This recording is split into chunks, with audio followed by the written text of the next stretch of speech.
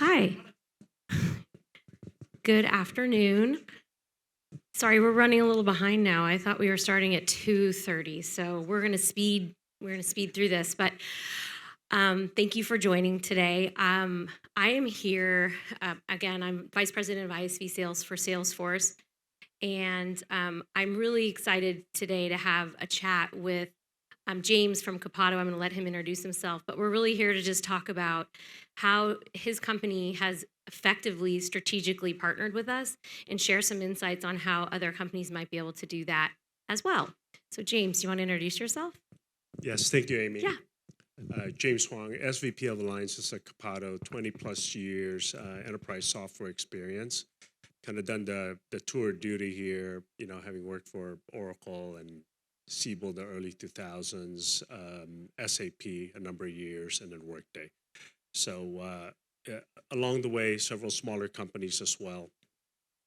And, obviously tremendous growth in many of these, and happy to be here and be able to share. Awesome. Thank you. Well, thank you for being here. So, the first thing we want to talk about is just the overall Alliance's journey that Capato has been on. Just tell us a little bit about how that looks. Oh my gosh, truly a rocket ship. So Capato was founded, let's say 2013, 14, right? And building the product on the Salesforce platform, which has been amazing.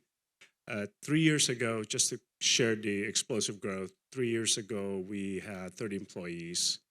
We finished this past year at 700. We're going to be at 1,200 by the end of this year, FY23. Largely, a big portion of that success is attributed to Salesforce and our partnership with them. Awesome. And do you want to just quickly tell us what Capato does in case people Yes, don't know? Yeah. absolutely. So we're in the DevOps space, and the synergy with Salesforce has been amazing because, as you guys know, the Salesforce platform is very ubiquitous across sales and marketing, CPQ, service, so forth, so on. And what Capato does is enable customers to be able to release software literally as many times as they want, right? You want to do it once a day, you can do it once a day.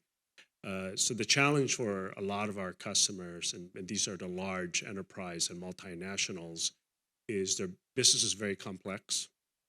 A lot of divisions around the world, obviously very complex business processes. And how do you get all those organizations, all those different regions aligned on the same release cycle? And what Capato does is essentially enable and simplify that process so that customers can do it elegantly in that low code, kind of no code environment. Awesome. Can you tell us a little bit about your journey with Salesforce and how you started the partnership, the early days of that? Yes. So early days, obviously, like I mentioned, we were built on the Salesforce platform, and most people think that when you build it on the platform, kind of if you build it, they will come. Uh, that's it, right? That the revenue is going to start to flow. We were very fortunate in that we have a sales and marketing organization that has a lot of experience and have been on many journeys with several enterprise software companies, and they understood the need to align with sales organizations and articulating value and being able to not just articulate it, but be able to share the success that we have. And so early days, just talking to Amy earlier, uh, looking for a few wins, a couple of proof points, and because we were definitely built on Salesforce and very much focused on the Salesforce ecosystem, the journey was rather easy for us in kind of connecting the dots at the field level, right? So we had some successes, early successes early on. We took those successes, just started spreading the word within the Salesforce field, and very targeted. I think the key here is you have to be very, very targeted on what you do. No boiling the ocean here. Just focus on a few key verticals. focused. We were very focused on the right Salesforce AOV bands to go after, right? And just creating a very simplified message that sales reps can understand. One thing about Salesforce reps is they're very focused about where their product sets are, where their customers essentially have invested and are willing to invest going forward, and so we leverage them a fair amount, right, to be able to get insights into those accounts, be able to figure out which accounts uh, would be good spending a lot of time with, and which ones would be, maybe we should like wait 6 months or a year before we penetrate some of those other ones. So I would say focus is very key. Having a clear success value driven message. Be very clear on the pain point, the problem that you're trying to solve. Oftentimes, when I see companies and like talk to different companies, their messaging is kind of all over the place, right? They're boiling the ocean. You know, one slide, right? Just be very clear on what the pain point is. If you have to whittle it down to three bullet points, be able to articulate that to an SAP A in Salesforce A in 5 minutes. That's the key. If it takes more than that, and if you can't explain it to a sixth grader, I think you've got a problem, right? So pain point. What's the solution? How does it differentiate? The market's very competitive, as you know. And then third but not least is the value proposition, right? What's in it for the rep? What's in it for the customer? Uh, Good ROI, 6-month ROI. I mean, it's very basic. There's nothing rocket science about it, but sometimes people struggle with, just trying to whittle it down and like getting it down to the simplest, less is more simple approach of it. Such a good point. And I was talking about this earlier that we have 10,000 sellers. So there's a lot of things you could go try to focus on. Also, we have a lot of our own products. We have 7,000 apps on the App Exchange, but we also have a lot of things on our own paper. So to your point, being simple to the point, focusing on the value is huge because as you can imagine, if you're a sales rep at Salesforce, there are hundreds of partners reaching out to them every day saying, pay attention and here's why. So I do think that the messaging has to be really clear. The other piece that I think is really important when you build a great product, which is kind of a given, that's the first step. You have to build a product that works and solves a problem. But then when you're ready to engage with us, and I think you all do this so well, you have to have sellers and people that can engage with our sales teams that can act as a trusted advisor with our AEs because they're risking giving up a little bit of power by bringing partners in, and so they need to feel good about who they're introducing to their sometimes only account. Right, this is their moneymaker for the next 3 years, so they really protect that relationship. So making sure that the folks that are working with our sales teams understand that and can engage at that level, especially in the enterprise. I think SMB and mid-market can be a little more transactional, but you're working in those accounts, you need to be doing it in a way that's really thoughtful. And I know you all do that really well. Yeah, those are great points.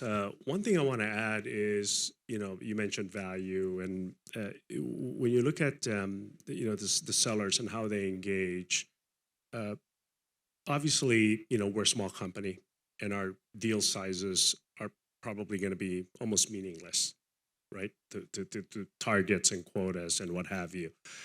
And so how do you overcome that, right? Like, if we're doing $50,000, $70,000 deals, and some of these individuals have $2.5 million target, they're not going to pay attention, right? And so I think you have, like I mentioned earlier, you have to be very crisp on what's in it for them. So in our case, uh, our ability to be able to increase adoption of Salesforce solutions, number one, right, became a key driver, right? Because they were able to see that if they brought us in, they can deploy much quicker, instead of 6 months, 9 months, maybe 3 to 4. And by being able to do that, and like you mentioned, customer success and the referenceability of it, uh, that eventually got a lot of people convinced that, wow, this is great. We're going to bring you in. And just within the first year, we saw a significant uptick, right? The other thing I'll add is to leverage the broader ecosystem. So obviously, Salesforce has a very rich, robust, dynamic ecosystem. So engaging with their global SIs, engaging with the RSIs, and triangulating was something that we did, very, very well. So on the one hand, work with the Salesforce sellers, reps, and then on the other hand, very quickly work with some of the SIs to triangulate on those opportunities. When you do it that way, you're able to sell the value pretty quick because, as you guys know, SIs are all about that, right? And so when they bring a solution to their customers, they're telling the value for you. And so by being able to do that, the success was just, I don't want to say it was easy. There's a lot of blocking and tackling you kind of have to do. It's basic execution, right? That's what makes it hard in the field. Is it's like execution 1A. But in the end, when the groundswell kind of worked and when the message kind of went out, just the business just accelerated for us. And I think to your point, the SI piece, I don't live in that world. It's in my org, but not under my purview. But I do think a lot of ISVs need to figure out and really focus on a strategy that attacks that side of the business, because they are the trusted advisor as well, and they are part of the implementation. And if you're adding value and they understand that and they know how to implement it, I think that's a huge win. But you have to figure out what SIs are the right SIs, right? Are they regional? Is it certain clouds, certain industries, et cetera? But I do think ISVs should be thinking about that as part of their overall strategy. That's right. And the messaging that we would do for Salesforce sellers compared to an SI is obviously very different again, right? And that's what makes this not exactly.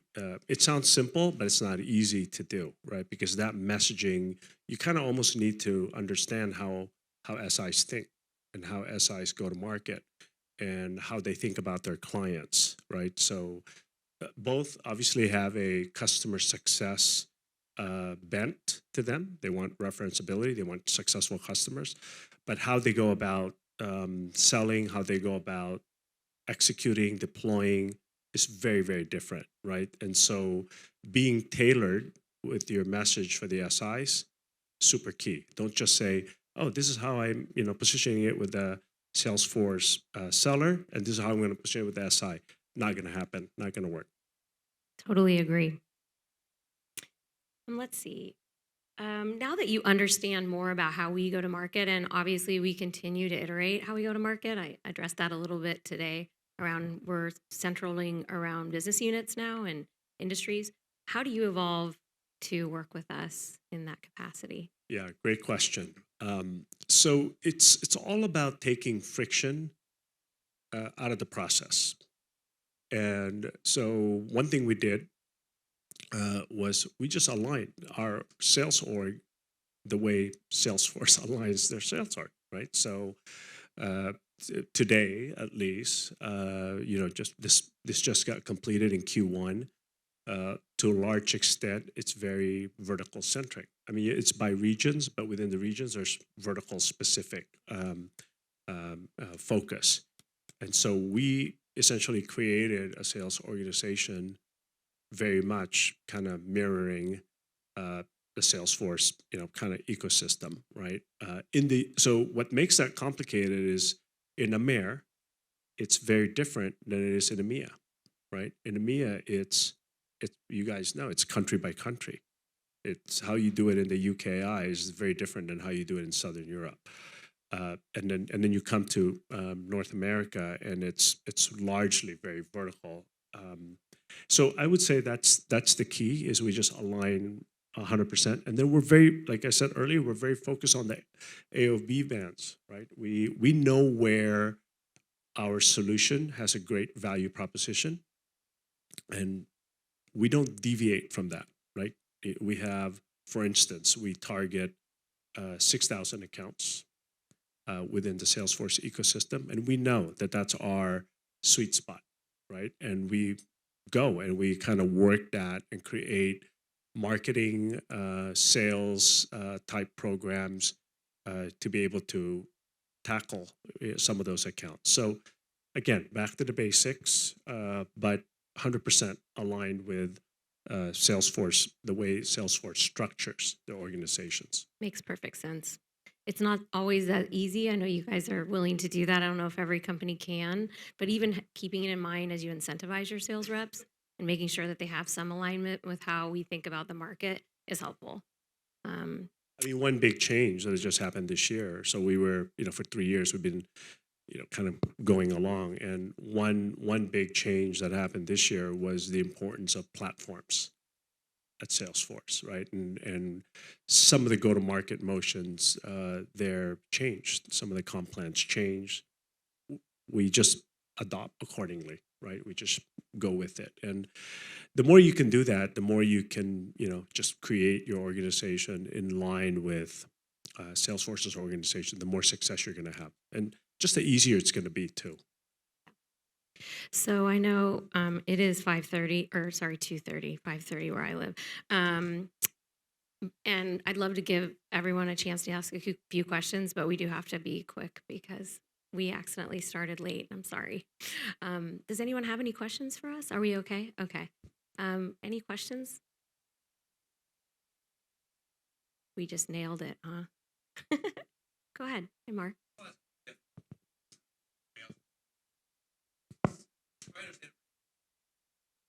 You're selling into a sort of a non-traditional buyer for Salesforce with the solution for Capado, being the DevOps or IT organization.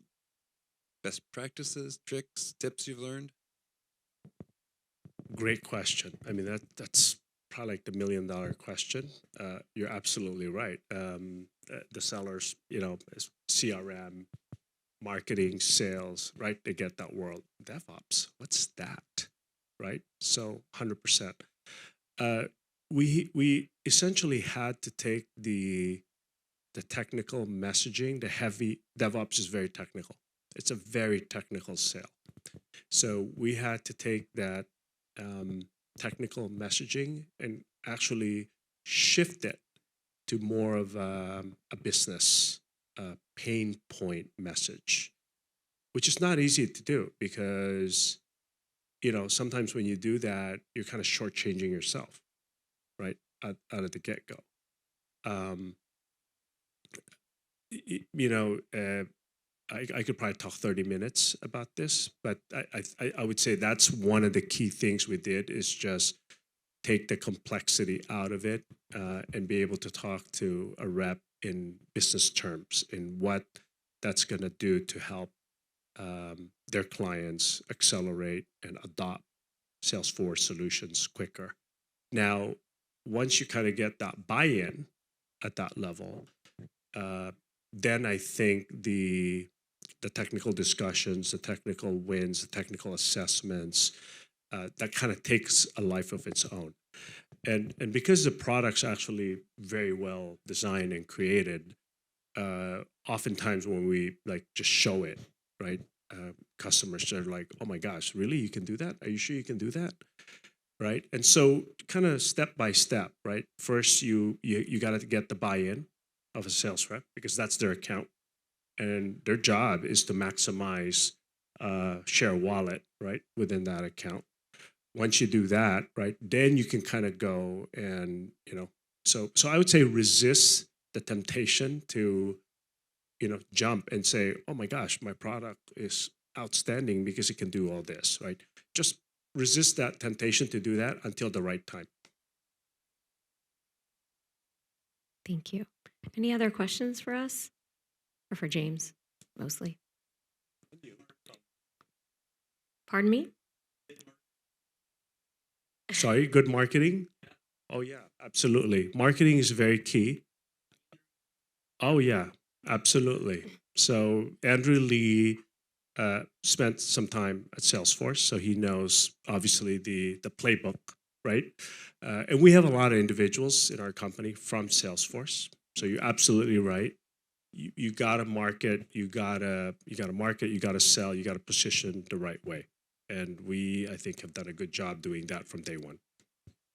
And what I'll say about that, because I totally agree, and they are lucky they do have a lot of ex Salesforcers that we know. But in lieu of that, we do have some ways, especially through our partner community, to help you message correctly. So um, basically, it's kind of like, here's how you sell to our sellers. Here's how to tell your story in a way that will resonate. And it's all the things we've talked about, but it just kind of makes it an asset so that you can leverage it. And I use it all the time with partners who are new to just say, here's the kind of asset you want to have, this kind of demo asset, you want this kind of customer story, this FAQ to leave behind, so that if SEs or AEs we're presenting, we're telling the story the way that we're used to consuming.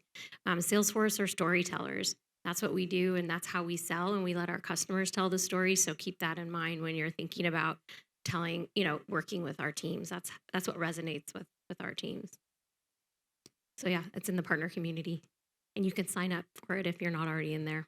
There's no cost. Any other questions?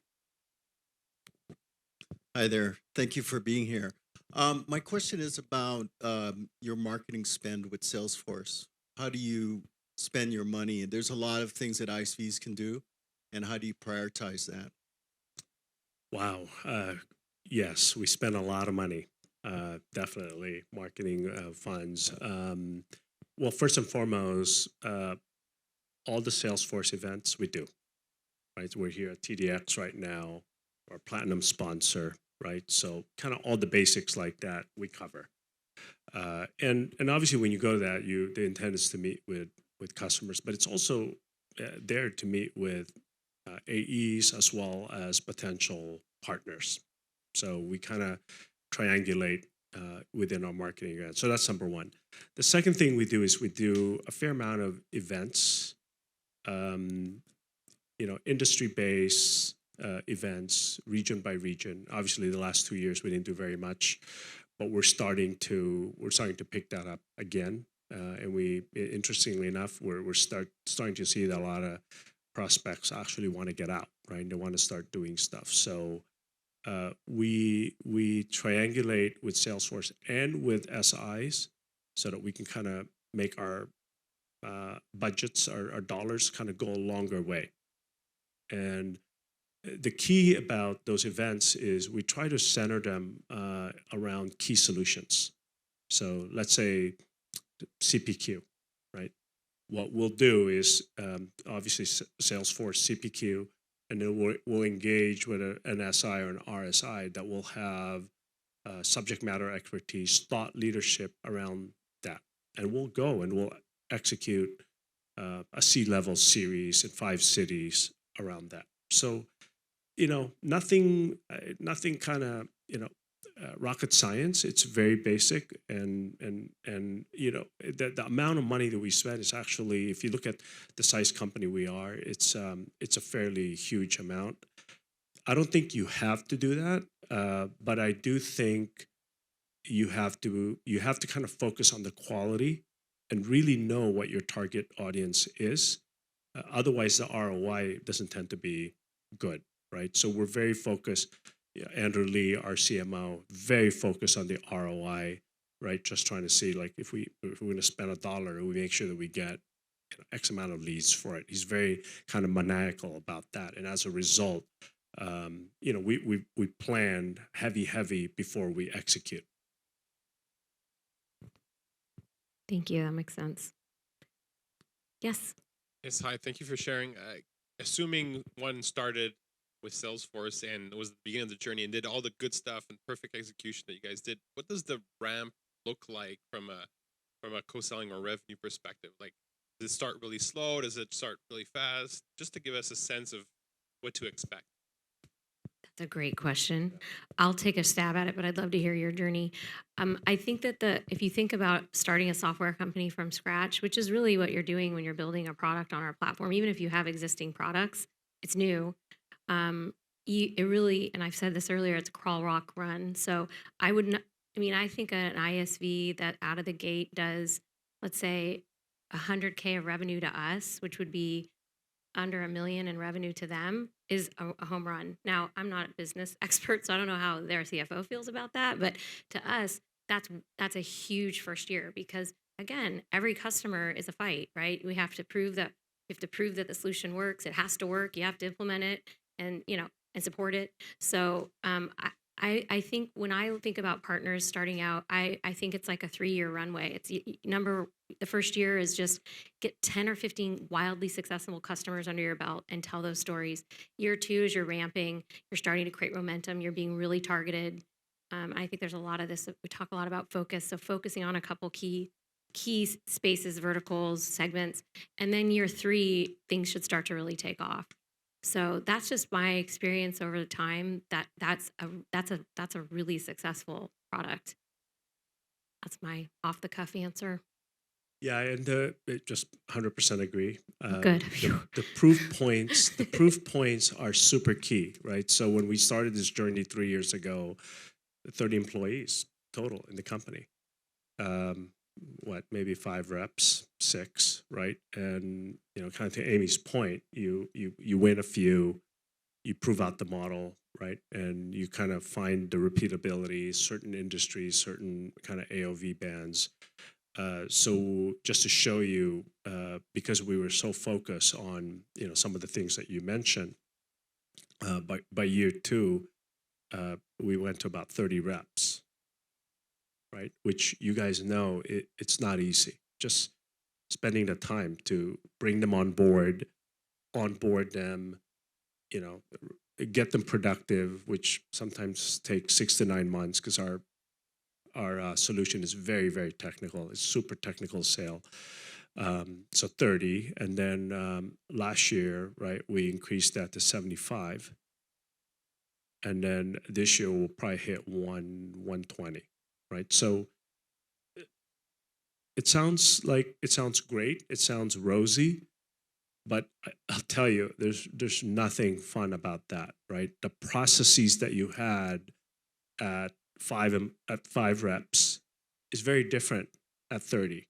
It's definitely very different at 75, right? Just the procedures you have, how you comp, all these things, right?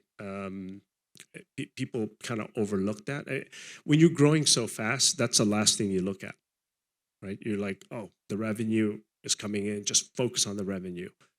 But at some point, like if you don't look at internal processes and tools and what have you, it kind of catches up with you, right? So I think that's the challenge is, the market may be ready, but you better make sure that internally you're ready also. Great question. Anything else? No, we're basically at time. We're gonna get kicked out of here in a minute, but I really appreciate you all being here to ask questions and listen to James' story. James, I really appreciate you being here to help us with this discussion. Thank you for the opportunity. Oh my gosh, absolutely. And we're going to be here. So if you have any other questions and want to chat after, please, by all means, come by. But anyway, thank you. I appreciate it. And thank you to all of you.